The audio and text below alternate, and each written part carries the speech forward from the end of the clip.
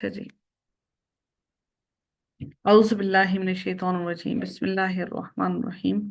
آغاز ہوتا ہے ہمارا رکوع نمبر 6 کا، آیت نمبر 76 سے۔ اللہ تعالیٰ ارشاد فرماتے ہیں وَنُوحًا إِذْ نَادَى مِن قَبْلُ فَاسْتَجَبْنَا لَهُ فَنَجَّيْنَاهُ وَأَهْلَهُ مِنَ الْقَرْبِ الْعَظِيمِ۔ اللہ تعالیٰ ارشاد فرماتے ہیں کہ نوح کے اس وقت کو یاد کیجئے جبکہ اس نے اس سے پہلے دعا کی ہم نے اس کی دعا قبول فرمائی اور اسے اور اس کے گھر والوں کو بڑے کرب سے نجات دیا۔ دیکھیں حضرت نوح علیہ السلام جو ہے اتنے سالوں تک وہ کشتی کو بناتے رہے، اتنے سال لگے رہے، وہ جتنے سال وہ لوگوں کو تبلیغ کرتے رہے اتنے سالوں تک وہ کشتی بھی بناتے رہے، اور اللہ تعالیٰ نے 900 سال تک ان کو اسی آزمائش میں ڈالے رکھا کہ وہ لوگوں کو 900 سال تک تبلیغ کرتے رہے دین کی، اور لوگوں نے پھر بھی ان کی بات کو نہیں سنا۔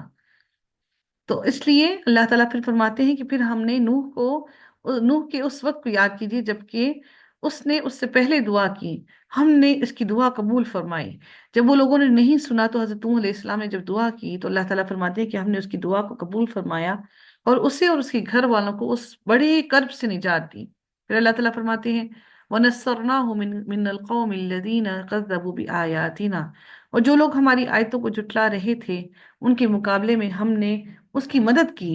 یقیناً وہ برے لوگ تھے، بس ہم نے ان سب کو ڈبو دیا، ہم نے ان سب کو غرق کر دیا اس پانی کے عذاب میں۔ فَأَغْرَقْنَاهُمْ، بس ہم نے غرق کر دیا ان سب کے سب کو، اجمعین، سب کو اکٹھا ہی غرق کر دیا۔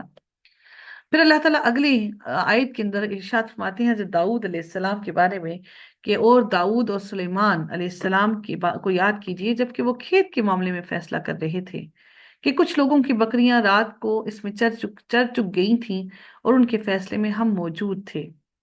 اس کے بارے میں مفسرین اس کے بارے میں یہ قصہ اس طرح بیان فرمایا ہے کہ مفسرین نے کہ ایک شخص کی بکریاں دوسرے شخص کے کھیت میں رات کو جا گھسیں اور اس کی کھیتی چر گئی۔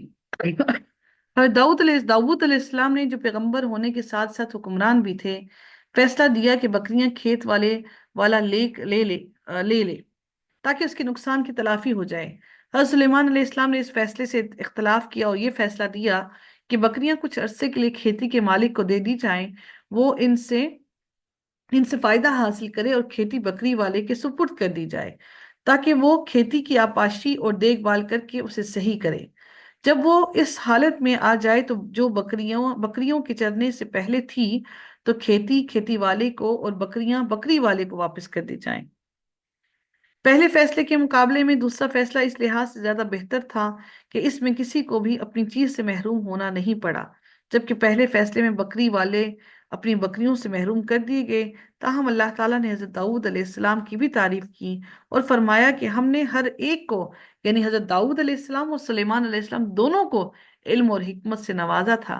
بعض لوگ اس سے یہ بھی مراد لیتے ہیں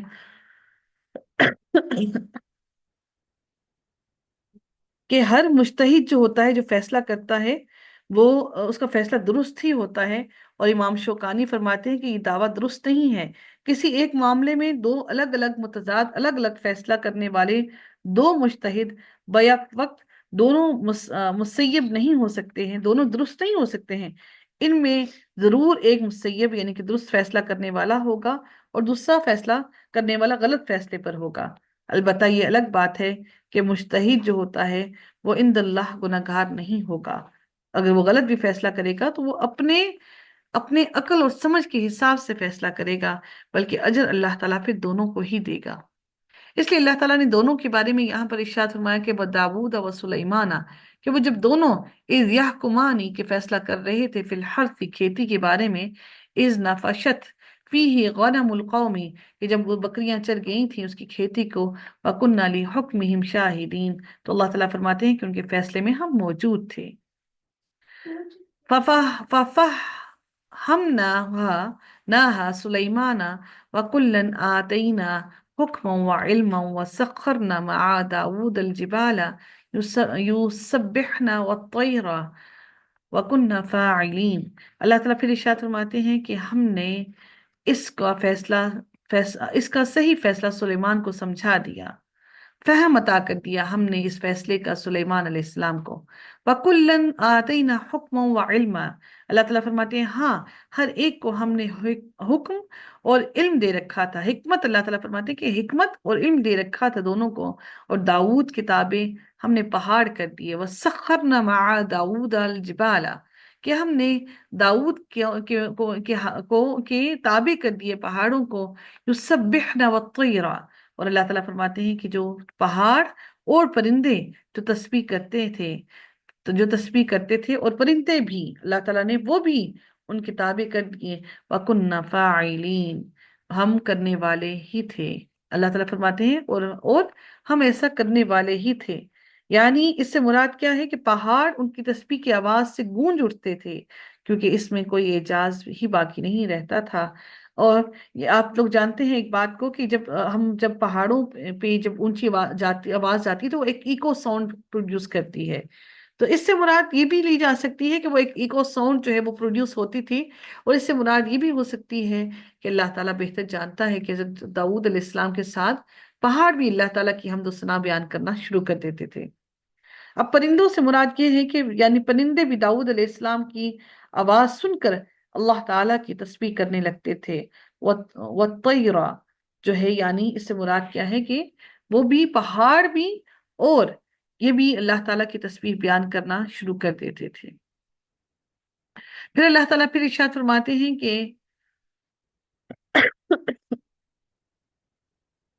اس بارے میں کسی کو تعجب نہ ہو کہ یہ کیسے ممکن ہو سکتا ہے کہ حضرت داؤد علیہ السلام کے ذکر کرنے کے ساتھ ساتھ وہ بھی ایسا ذکر کرنا شروع کر دیتے تھے۔ اللہ تعالیٰ فرماتے ہیں کہ ہم ایسا کرنے پر قادر ہیں، تو ہم نے ایسا کیا تو انہوں نے ایسا کر دیا۔ وَعَلَّمْنَاهُ صَنَعَةَ لَبُوسٍ لَكُمْ لِتُحْصِنَكُمْ مِنْ بَأْسِكُمْ فَهَلْ انتم شاکرون، اور ہم نے اسے تمہارے لیے لباس بنانے کی کاریگری سکھائی تاکہ لڑائی کی ضرورت سے تمہیں بچاؤ ہو، کیا تم شکر گزار بنو گے؟ یعنی اب اس سے مراد کیا ہے کہ اللہ تعالیٰ نے حضرت داؤد علیہ السلام کے لیے لوہے کو نرم کر دیا تھا۔ جیسے ہی لوہا ان کے ہاتھ میں آتا تو لوہا نرم ہو جاتا تھا، جس سے حضرت داؤد علیہ السلام جنگی لباس اور لوہے کی زرہیں بنایا کرتے تھے۔ اور وہ زرہیں اللہ تعالیٰ نے حضرت داؤد علیہ السلام کو بنانے کا علم سکھایا کہ وہ کس طرح سے زرہیں بنائیں۔ تو اللہ تعالیٰ فرماتے ہیں کہ ہم نے اس کو لباس کرنے کی کاریگری سکھائی۔ اللہ تعالیٰ نے ان کو یہ لباس بنانے کی کاریگری سکھائی۔ وَعَلَّمْنَاهُ صَنَعَةَ لَبُوسٍ، کہ ہم نے تمہیں یہ لباس بنانا سکھایا تاکہ تم اپنے آپ کو جنگوں سے اپنے آپ کو بچا سکو۔ فَهَلْ أَنْتُمْ شَاكِرُونَ، یہ ہم نے اس لیے کیا، کیا تم شکر گزار بنو گے؟ تو کیا یعنی کہ یہ استفہامیہ اس لیے نہیں ہے کہ تم کرو گے یا نہیں کرو گے، بلکہ اللہ تعالیٰ نے یہ حکم دیا کہ تم ہماری ان نعمتوں کا شکر ادا کرو، تاکہ یہ نشانیاں ہم نے اس لیے دیں تاکہ تم ہماری نعمتوں کا شکر ادا کرو۔ حضرت قتادہ رضی اللہ تعالیٰ عنہ فرماتے ہیں کہ حضرت داؤد علیہ السلام سے پہلے بھی زرہیں بنتی تھیں، لیکن وہ سادہ، بغیر کنڈوں اور بغیر حلقوں کے ہوتی تھیں۔ حضرت داؤد علیہ السلام پہلے شخص ہیں جنہوں نے کنڈے دار اور حلقے والی زرہیں بنائیں۔ اللہ تعالیٰ پھر مزید ارشاد فرماتے ہیں وَسْلِي سُلَيْمَانَ الرِّيحَ عَاصِفَةً تَجْرِي بِأَمْرِهِ إِلَى الْأَرْضِ الَّتِي بَارَكْنَا فِيهَا، ہم نے تند و تیز ہوا کو سلیمان علیہ السلام کے تابع کر دیا۔ وہ جو تیز ہوا چلنے والی تھی ہم نے اس کو حضرت سلیمان کے تابع کر دیا، یعنی جس طرح پہاڑ اور پرندے حضرت داؤد علیہ السلام کے تابع کیے، اسی طرح حضرت سلیمان علیہ السلام کے تابع اللہ تعالیٰ نے ہوا کو کر دیا۔ وہ اپنی سلطنت کے جو تخت ہوتا تھا پر بیٹھ جاتے اور جہاں چاہتے مہینوں کی مسافت لمحوں اور سیکنڈز میں طے کر لیتے اور پھر وہاں سے واپس پہنچ جاتے۔ ہوا آپ کے تخت کو اڑا کر لے جاتی۔ اللہ تعالیٰ فرماتے ہیں کہ یعنی یہاں پر کیا مراد ہے کہ بابرکت زمین سے مراد یہاں پر شام کا علاقہ ہے۔ إِلَى الْأَرْضِ الَّتِي بَارَكْنَا فِيهَا، اس میں بابرکت زمین سے مراد کیا ہے؟ شام کا علاقہ ہے۔ ہم نے پہلے بھی پڑھا کہ اللہ تعالیٰ نے حضرت لوط علیہ السلام اور حضرت نوح علیہ السلام کو بھی اور حضرت ابراہیم علیہ السلام کو بھی بابرکت زمین کی طرف لے گئے، یعنی کہ شام کی طرف لے گئے۔ تو یہ ساری زمینیں جو ہیں یہ برکت والی زمینیں ہیں، اللہ تعالیٰ کی رحمتوں والی زمینیں ہیں۔ اللہ تعالیٰ پھر فرماتے ہیں کہ جو اس کے فرمان کے مطابق اس زمین کی طرف چلتی تھی، یعنی ہوا بِأَمْرِهِ إِلَى الْأَرْضِ، زمین کی طرف چلتی تھی، اس کی طرف التی بارکنا فیہا، جس جہاں ہم نے برکت دے رکھی تھی، وَكُنَّا بِكُلِّ شَيْءٍ عَالِمِينَ، اور ہم ہر چیز سے باخبر اور عالمین جاننے والے اور دانا ہیں۔ وَمِنَ الشَّيَاطِينِ مَن يَغُوصُونَ لَهُ وَيَعْمَلُونَ عَمَلًا دُونَ ذَلِكَ، اسی طرح بہت سے شیاطین بھی ہم نے اس کے تابع کیے تھے، یعنی کہ جنات، وَكُنَّ لَهُمْ حَافِظِينَ، جو اس کے فرمان سے غوطے لگاتے تھے اور اس کے سوا بھی بہت سے کام کرتے تھے، ان کے نگہبان ہم ہی تھے۔ وَكُنَّ لَهُمْ حَافِظِينَ، ان کے نگہبان ہم ہی تھے، یعنی جنات بھی حضرت سلیمان علیہ السلام کے تابع تھے، جو ان کے حکم سے سمندروں میں غوطے لگاتے اور موتی اور جواہر کو سمندروں سے نکال کر لے آتے۔ اسی طرح سے حضرت سلیمان علیہ السلام جب ان کو جہاں چاہتے تو وہ بڑی بڑی عمارتیں حضرت سلیمان علیہ السلام کے حکم سے جہاں چاہتے بنوا لیتے، جیسا ان سے چاہتے ویسے ان سے کام کروا لیتے۔ اور رب کائنات پھر فرماتے ہیں کہ وَكُنَّ لَهُمْ حَافِظِينَ، اور ہم ہی ان کے نگہبان، ہم ان پر نگہبان تھے، ان سب جنات پر، یعنی جنوں کے اندر جو سرکشی اور فساد کا مادہ ہے، اس سے ہم نے حضرت سلیمان علیہ السلام کی حفاظت کی، اور ان کے آگے ان کو مجال نہ تھی کہ وہ حضرت سلیمان علیہ السلام کے آگے سر اٹھا سکتے۔ اللہ تعالیٰ نے ان جنات کو بسم کرنے کا، ان کو ختم کرنے کا بھی کیا تھا کہ وہ حضرت سلیمان علیہ السلام کے تخت کے نزدیک جاتے ہی تو وہ جل کر راکھ ہو جاتے، حالانکہ وہ خود بھی آگ سے بنے ہوئے ہیں۔ اللہ تعالیٰ ان جنات کو بھی جہنم میں داخل کرے گا، انسانوں کے ساتھ ساتھ جنات بھی جہنم میں جائیں گے۔ رب کائنات پھر یہ بھی ارشاد فرماتے ہیں وَأَيُّوبَ إِذْ نَادَى رَبَّهُ أَنِّي مَسَّنِيَ الضُّرُّ وَأَنْتَ أَرْحَمُ الرَّاحِمِينَ۔ اللہ تعالیٰ فرماتے ہیں، اب اگلے نبی کی بات ہو رہی ہے، حضرت ایوب علیہ السلام کی۔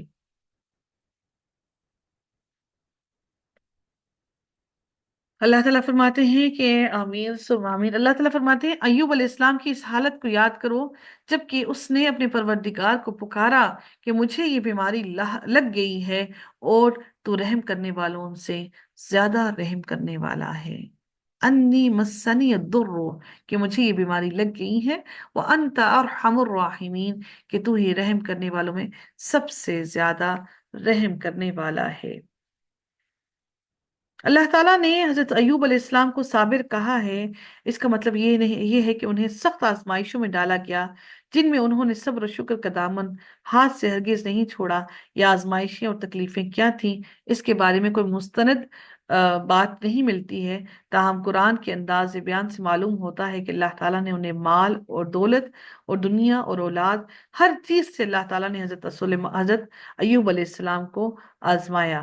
بطور آزمائش اللہ تعالیٰ نے ان سے یہ سب نعمتیں چھین لی، حتیٰ کہ جسمانی صحت سے بھی ان کو محروم کر دیا اور بیماریوں میں ان کو مبتلا کر دیا، اور 18 سال تک وہ ان بیماریوں اور ان تکلیفوں میں رہے، اور اللہ تعالیٰ کے ہاں، اللہ تعالیٰ کی بارگاہ میں دعا کرتے ہی رہے 18 سال تک، اور پھر اللہ تعالیٰ نے ان کی دعا کو قبول فرمایا اور ان کو صحت کے ساتھ مال اور اولاد، بلکہ ان کو پہلے سے دگنی ان کو مال بھی دیا اور اولاد بھی، سب کچھ اللہ تعالیٰ نے ان کو عطا کیا، جس کا اظہار حضرت ایوب علیہ السلام نے کبھی نہیں کیا۔ البتہ وہ، ہم یہ جانتے ہیں کہ اللہ تعالیٰ نے یہاں پر ہمیں یہ بیان کیا کہ ہم نے ان کی دعا قبول کر لی۔ یہاں پر اللہ تعالیٰ نے یہی ارشاد فرمایا کہ 18 سال تک، کچھ روایات میں آتا ہے، کہ روایات کی بات کر رہی ہیں، کوئی مستند بات نہیں ہے، کہ حضرت سلیمان علیہ السلام پر ایسی بیماری لاحق ہو گئی تھی، ان کا مال وغیرہ سب کچھ جل کر ختم ہو گیا، اور ان کی بیویاں، ان کے بچے سب ان کو چھوڑ کر چلے گئے، ان کے ساتھ صرف ایک بیوی ان کے ساتھ موجود تھی، اور حضرت ایوب علیہ السلام کے جسم پر کیڑے پڑ گئے تھے، اور حضرت ایوب علیہ السلام اٹھنے بیٹھنے سے بھی لاچار ہو چکے تھے، اور اللہ تعالیٰ نے اتنی سخت آزمائشوں میں ان کو 18 سال تک مبتلا رکھا، اور اس کے باوجود بھی وہ اللہ تعالیٰ کی عبادت سے غافل نہیں ہوئے، بلکہ اللہ تعالیٰ سے یہی دعا کرتے رہے کہ اے رب کائنات، تو مجھ پر رحم فرما، اور تو رحم کرنے والوں میں سب سے بہترین رحم کرنے والا ہے۔ پھر اللہ تعالیٰ ارشاد فرماتے ہیں فَاسْتَجَبْنَا لَهُ فَكَشَفْنَا مَا، پھر ہم نے اس کی دعا کو قبول کر لیا، ہم نے سن لی جو دکھ انہیں تھا، جو تکلیف انہیں تھی، فَكَشَفْنَا، تو پھر ہم نے اسے دور کر دیا، مَا بِهِ مِن ضُرٍّ وَآتَيْنَاهُ وَأَهْلَهُ وَمِثْلَهُمْ مَعَهُمْ رَحْمَةً مِّنْ عِنْدِنَا وَذِكْرَى لِلْعَابِدِينَ۔ اور پھر اللہ تعالیٰ پھر یہ بھی ارشاد فرماتے ہیں کہ ہم نے ان سے اس بیماری کو دور کر دیا، ان کی تکلیف کو دور کر دیا اور اس کو اہل و عیال عطا فرمائے، بلکہ ان کے ساتھ ویسے ہی اور اپنی خاص مہربانی سے، تاکہ سچے بندوں کے لیے یہ نصیحت بن جائے، وَذِكْرَى لِلْعَابِدِينَ، جو اللہ تعالیٰ کے بندے ہیں ان کے لیے یہ ذکر، یہ نصیحت بن جائے۔ ہم دیکھ رہے ہیں کہ تمام رسولوں کا ذکر یک کے بعد دیگرے آ رہا ہے۔ اللہ تعالیٰ ارشاد فرماتی ہے اگلی آیت میں، وَإِسْمَعِيلَ وَإِدْرِيسَ وَذَا الْكِفْلِ، اللہ تعالیٰ فرماتے ہیں کہ اور اسماعیل اور ادریس اور ذوالکفل یہ سب صابر لوگ تھے۔ اب ذوالکفل کے بارے میں اختلاف پایا جاتا ہے کہ وہ نبی تھے یا نہیں تھے۔ بعض ان کی نبوت کے اور بعض ان کی ولایت کے قائل ہیں۔ امام ابن جریر نے ان کے بارے میں مختلف رائے اختیار کی ہے، اور امام ابن کثیر فرماتے ہیں کہ قرآن میں نبیوں کے ساتھ ان کا ذکر ان کے نبی ہونے کا اظہار کرتا ہے، ظاہر کرتا ہے کہ ذوالکفل بھی نبی ہی تھے، کیونکہ ان کے پیچھے بھی تمام نبیوں کی ہی بات چل رہی ہے۔ باقی ان کے بارے میں مزید ڈیٹیلز ہمارے پاس موجود نہیں ہے، باقی اللہ تعالیٰ بہتر جانتے ہیں۔ وَذَا الْكِفْلِ كُلٌّ مِّنَ الصَّابِرِينَ، سب کے سب صابر تھے۔ اللہ تعالیٰ نے ان سب کو آزمائشوں میں مبتلا کیا۔ ہم دیکھتے ہیں حضرت اسماعیل علیہ السلام کی آزمائش کا بھی ہمیں علم ہے، حضرت ادریس علیہ السلام کا بھی علم ہے، اور ذوالکفل کے بارے میں مزید زیادہ ڈیٹیلز نہیں ہے۔ اللہ تعالیٰ مزید ارشاد فرماتے ہیں، وَأَدْخَلْنَاهُمْ فِي رَحْمَتِنَا إِنَّهُمْ مِنَ الصَّالِحِينَ، ہم نے انہیں اپنی رحمت میں داخل کر لیا، یہ سب کے سب نیک لوگ تھے، سب کو ہم نے اپنی رحمت میں داخل کر لیا۔ وَذَنُّونِ إِذْ ذَهَبَ مَغَاضِبًا فَظَنَّ أَن لَّن نَّقْدِرَ عَلَيْهِ فَنَادَىٰ فِي الظُّلُمَاتِ أَن لَّا إِلَٰهَ إِلَّا أَنتَ سُبْحَانَكَ إِنِّي كُنتُ مِنَ الظَّالِمِينَ، انی کنت من الظالمین۔ اللہ تعالیٰ ارشاد فرماتے ہیں، اور حضرت ادریس علیہ السلام کے بارے میں مزید ارشاد ہوتا ہے کہ مچھلی والے کی بات کی جا رہی ہے، وَظَنُّونِ اور مچھلی والا، اذ ذہب جب وہ نکل گیا، جب وہ چلا گیا، یعنی کہ حضرت یونس علیہ السلام کی بات کی جا رہی ہے، سوری، حضرت یونس علیہ السلام کی بات کی جا رہی ہے۔ حضرت یونس علیہ السلام چونکہ وہ مچھلی کے پیٹ میں چلے گئے تھے، تو اللہ تعالیٰ فرماتے ہیں ان کے بارے میں کہ اور حضرت مچھلی والے کو یاد کرو جبکہ وہ غصے میں چل دیا تھا، اور خیال اس نے کیا کہ ہم اسے نہ پکڑ سکیں گے، غاضباً فظن، اس نے سمجھا کہ ہم اسے پکڑ نہ سکیں گے، ان لن نقدر، ہم قدرت نہیں رکھتے اس کو پکڑنے کی، علیہ فنادى فی الظلمات، پھر اس نے اندھیروں سے پکارا۔ کس اندھیروں سے؟ مچھلی کے پیٹ کے اندھیروں سے۔ کیا انہوں نے پکارا؟ اللہ الہ الا انت سبحانک، انہوں نے کیا پکارا کہ الہی تیرے سوا کوئی معبود نہیں، تو پاک ہے، انی کنت من الظالمین، بے شک میں ظالموں میں ہو گیا کہ میں تیرے اس حکم کو کے انتظار کیے بغیر ہی اس بستی کو چھوڑ گیا۔ فاستجبنا لہ، پھر اللہ تعالیٰ پھر ان کے بارے میں بھی ارشاد فرماتے ہیں کہ ہم نے پھر اس کی پکار کو سن لیا، ونجیناہ من الغم، پھر ہم نے اس غم سے اس کو نجات دی، وکذالک ننجی المؤمنین، اور ہم ایمان والوں کو اسی طرح بچا لیا کرتے ہیں۔ تو یاد رکھیے، اگر ہم یا آپ یا کوئی بھی ہم میں سے مشکل میں ہے تو سب سے پہلے ہمیں اپنے ایمان کو ٹٹولنے کی ضرورت ہے۔ ممکن ہے ہمارا ایمان ہی کمزور ہو، اللہ تعالیٰ ضرور ضرور نجات دیتا ہے ایمان والوں کو۔ وَزَكَرِيَّا إِذْ نَادَى رَبَّهُ رَبِّ لَا تَذَرْنِي فَرْدًا وَأَنْتَ خَيْرُ الْوَارِثِينَ۔ اب حضرت زکریا علیہ السلام کی بات ہو رہی ہے، اور زکریا کو یاد کرو جب اس نے اپنے رب سے دعا کی، اے میرے پروردگار مجھے تنہا نہ چھوڑ، تو سب سے بہتر وارث ہے۔ حضرت زکریا علیہ السلام کا بڑھاپے میں اولاد کے لیے جب انہوں نے دعا کی تو انہوں نے اللہ تعالیٰ سے دعا کی اپنی اولاد کے لیے، اور ان کی یہ اولاد کی دعا اس لیے کرنا ہرگز نہ تھا کہ وہ اپنے بڑھاپے سے ڈر رہے تھے، بلکہ اللہ تعالیٰ کے دین کی اشاعت کے لیے انہوں نے اولاد مانگی۔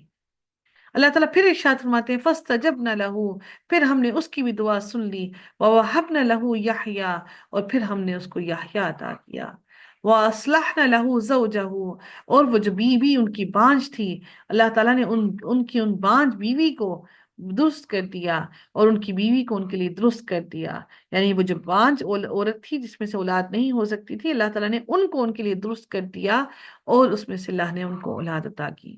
یہ اللہ تعالیٰ کے معجزات ہیں۔ انہم کانوا یسارعون فی الخیرات ویدعوننا رغبا ورہبا۔ اللہ تعالیٰ پھر مزید ارشاد فرماتے ہیں، یہ بزرگ لوگ نیک کاموں کی طرف جلدی کرتے تھے، یہ تمام کے تمام انبیاء جو ہیں یہ سب کے سب نیک کاموں میں بھاگ دوڑتے تھے، نیکیوں میں سبقت حاصل کرتے تھے۔ وَكَانُوا لَنَا خَاشِعِينَ، اور ہمارے سامنے عاجزی کرنے والے تھے، عجز کرنے والے تھے، خشوع کرنے والے تھے۔ بہت اہم باتیں ہیں، بہت اہم باتیں ہیں۔ ایک ہوتا ہے نیکی کرنا، اور ایک ہوتا ہے نیکی میں سبقت حاصل کر جانا۔ بس وہ جو نیکی میں سبقت حاصل کر جاتا ہے، وہ ساروں کی نیکیوں کو سمیٹتا جاتا ہے۔ اس کے پیچھے جتنے بھی لوگوں نے نیکی کی، وہ سب کے سب اس کی نیکیوں کا اجر، ان کی نیکیوں کا بھی اجر سمیٹیں گے۔ والتي أحصنت فرجها فنفخنا فيها من روحنا وجعلناها وابنها آية للعالمين، اور وہ پاک دامن بی بی جس نے اپنی عصمت کی حفاظت کی، ہم نے اس کے اندر اپنی روح سے پھونک دی۔ وجعلناها من روحنا، ہم نے پھونک دیا، فنفخنا فیہا من روحنا، ہم نے اپنی جانب سے اس کے اندر روح پھونک دی، اور خود انہیں، ان کے لڑکے کو تمام جہان کے لیے نشانی بنا دیا۔ یہ حضرت مریم علیہ السلام کا ذکر اور حضرت عیسیٰ علیہ السلام کا ذکر آ رہا ہے۔ ہم نے دیکھا کہ تمام انبیاء کا ذکر اللہ تعالیٰ نے وقتاً فوقتاً کیا ہے۔ ان هذه امتکم امۃ واحدہ، کہ تمہاری امت ہے جو حقیقت میں ایک ہی امت ہے۔ اب اس سے مراد یہاں پر کیا ہے؟ یہاں دین یا ملت، یعنی تمہارا دین یا ملت ایک ہی ہے۔ تمام کے تمام انبیاء، جتنے بھی ابھی انبیاء کا ذکر کیا گیا ہے، ان تمام کے تمام انبیاء کی جو ملت ہے وہ دین اسلام ہے۔ جس طرح نبی اکرم صلی اللہ علیہ وآلہ وسلم نے فرمایا، ہم انبیاء کی جماعت اولاد علات ہیں، یعنی جن کا باپ ایک اور مائیں مختلف ہوں، ہمارا دین ایک ہی ہے، یعنی ہمارا دین ایک ہی ہے، اور ہم سب کے سب حضرت آدم علیہ السلام کی اولاد ہیں۔ ہم سب ایک ہی دین کو لے کر آئے ہیں۔ ان هذه امتکم امۃ واحدۃ وانا ربکم فاعبدونی۔ اللہ تعالیٰ پھر ارشاد فرماتے ہیں کہ یہ تمہاری امت ہے جو حقیقت میں ایک ہی امت ہے، اور میں تم سب کا پروردگار ہوں، بس تم سب کے سب میری ہی عبادت کرو۔ وَتَقَطَّعُوا أَمْرَهُمْ بَيْنَهُمْ، اللہ تعالیٰ مزید ارشاد فرماتے ہیں مگر لوگوں نے آپس میں اپنے دین میں فرقہ بندیاں کر لیں، ٹکڑے ٹکڑے ہو گئے، فرقے بنا لیے، گروہ بنا لیے۔ ایک گروہ تو مشرکین اور کفار کا ہو گیا، اور انبیاء اور رسول کے ماننے والے بھی ان گروہوں میں بٹ گئے۔ کوئی یہودی ہو گیا، کوئی عیسائی ہو گیا، اور کوئی اور بن گیا۔ اور بدقسمتی سے یہ فرقہ بندیاں خود مسلمانوں میں اب پیدا ہو گئی ہیں۔ پہلے مسلمان اور یہودی اور عیسائی تھے، آج یہ فرقہ واریت ہم مسلمانوں کے بیچ میں اتنی زیادہ بٹ گئی ہے۔ پھر اللہ تعالیٰ ارشاد فرماتے ہیں کہ وَتَقَطَّعُوا أَمْرَهُمْ بَيْنَهُمْ كُلٌّ إِلَيْنَا رَاجِعُونَ، مگر لوگوں نے آپس میں دین میں فرقہ بندیاں بنا لی، ٹکڑے ٹکڑے ہو گئے۔ تقطعوا امرهم بینہم، سب کے سب، اللہ تعالیٰ فرماتے ہیں کل الینا راجعون، سب کے سب کو ہماری طرف ہی لوٹ کر واپس آنا ہے۔ چاہے جتنی مرضی فرقہ واریت میں پڑ جائیں، ہر کسی کو لوٹ کر رب کائنات کی طرف ہی جانا ہے۔ تو اس لیے دین صرف اور صرف اللہ تعالیٰ کا ہے، اور اسی دین پر ہمیں اللہ تعالیٰ نے، اسی دین پر ہمیں پیدا کیا، اور ہم سب پر لازم ہے کہ ہم اس دین پر عمل کرنے کے لیے اس دین کا صحیح علم حاصل کریں اور اس پر عمل کرنے کی کوشش کریں۔ وآخر دعوانا ان الحمد للہ رب العالمین، صلی اللہ تعالی علی خیر خلقہ اجمعین، برحمتک یا ارحم الراحمین، سبحانک اللہم وبحمدک، نشہد ان لا الہ الا انت، نستغفرک ونتوب الیک۔ السلام علیکم ورحمۃ اللہ وبرکاتہ۔